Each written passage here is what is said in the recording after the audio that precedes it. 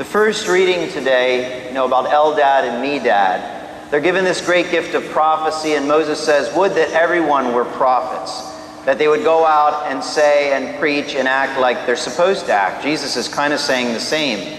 He's saying, do great deeds in my name, you can't do any wrong. So there are many ways we can do great deeds.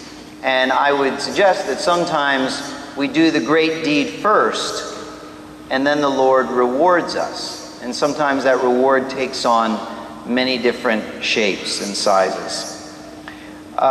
There was a woman one day who called me, and I was speaking to her, and she was going to the fertility clinic. She and her husband were married for 10 years and couldn't have any children.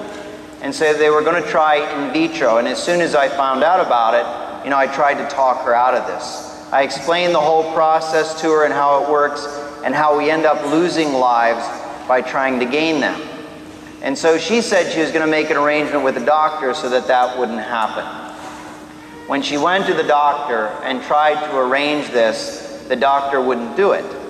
Statistically, they wanted to have as many possibilities as they could. But, money talks, and when she paid the bill, the doctor did what she wanted to do. None of the children began to divide. None of them ever formed. And so she was very frustrated by this whole ordeal. And I had introduced her to a doctor on the West Shore, Dr. Mark Stegman, who has since retired. But he works with a group of individuals who work with what they believe are the teachings of Christ. And they work within that in order to help couples who are infertile to get pregnant. Well, she went there, and he gave her a very basic examination. And through that examination, found out that she had endometriosis and really never could have had children the way she was. And so she went through some surgical procedures, and Dr. Stegman said, wait a year and then we'll see how it goes. And so she did.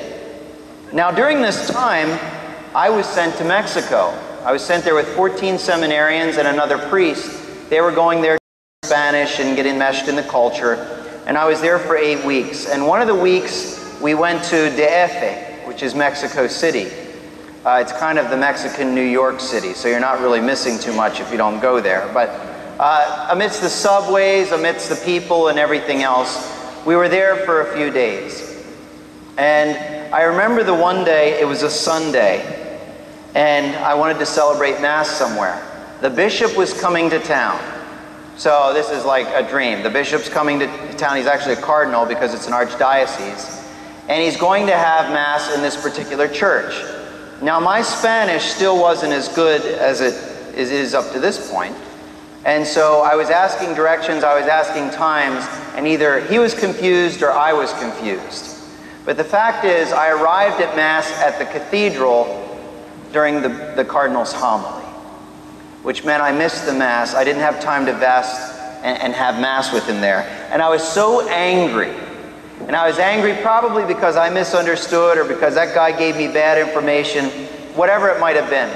So I went to the church nearest to us, which is actually a beautiful church. And Mass was beginning in 15 minutes. And I approached the priest and I said to him that I was a priest from the United States. I wanted to concelebrate. And I showed him my credentials. And he said, no, we don't allow diocesan priests to concelebrate here. We're Augustinians. Just so you know if you run into any Augustinians. Now these were Mexican Augustinians, but still, well, I was beside myself. I couldn't believe this. Here I am a priest, it's Sunday, and I'm trying to celebrate Mass. And I have to admit, for even a moment, I thought to myself, I'm trying so hard, it's just, I'm not even going to do it. I'm not going to do it. I'm a priest, and I'm not going to do it. And I went back to my hotel room, and I opened up my Mass kit, and I celebrated Sunday Mass on the end table of this hotel room in Mexico City, less than a few blocks away from a cathedral and a church.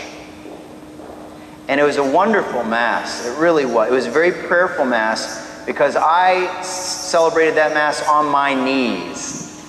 And I was just so filled up with all these emotions.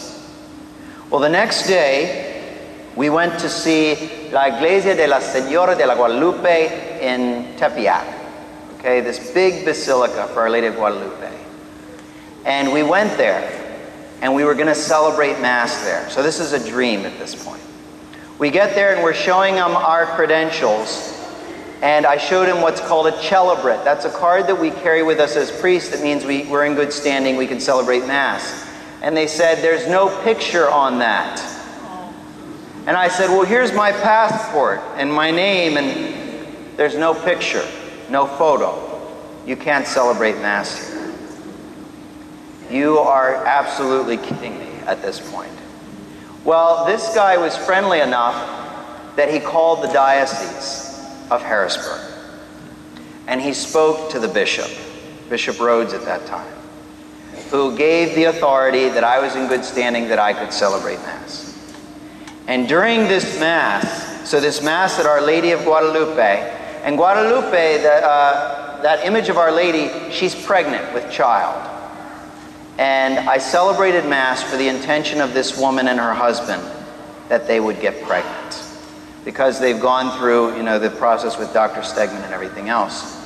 And I remember celebrating that Mass, just being so happy that I could celebrate it, after all the struggle that I went through even to get to that point. And we left there amidst some other happenings. You can read about it at some other time.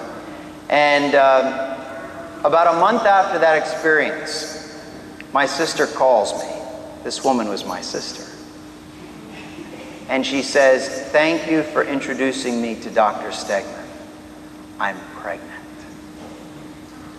And then 2 weeks later, she called me back and she said, with twins! And I didn't answer any more of her calls after that. I thought, oh my gosh, a prayer was answered. Now, a little backstory. I found out that after I introduced her to this doctor, she started going to Mass regularly, where she had not before. That she went to confession for the first time in a long time.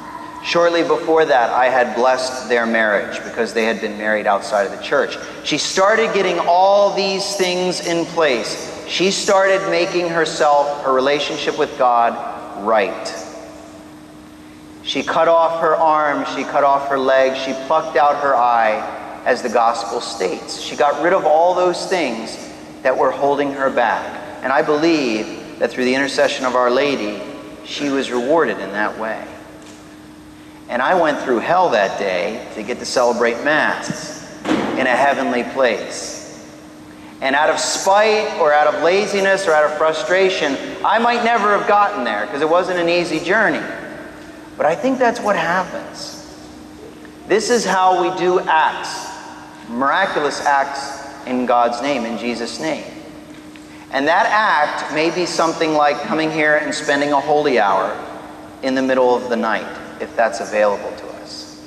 That act may be helping someone anonymously who we know needs it, even with words, just kind of lifting other people up, giving them 3 affirmative words instead of negative words, spreading positive rumors about someone else instead of negative ones. It's cutting off the arm that causes us to sin, separating ourselves from the leg or the eye or whatever else. And even without those limbs, we become much stronger because things are right with God. And so that's what I would encourage us in this year of faith, and especially as we begin these 40 days for life. Let's go beyond what we think our limitations are. Let's go beyond the comfort zone and do some things that maybe we might never have thought of doing. The fact that we're going to have a billboard out on 83 South that says St. Joan of Arc, life wants a chance, and has a picture of these children on there, might change thousands of minds every day. To think that our prayers given in humble supplication when the Blessed Sacrament will be up here for 40 hours straight might save not only our life, but many other lives as well. It's very much like Bishop McFadden said in his letter.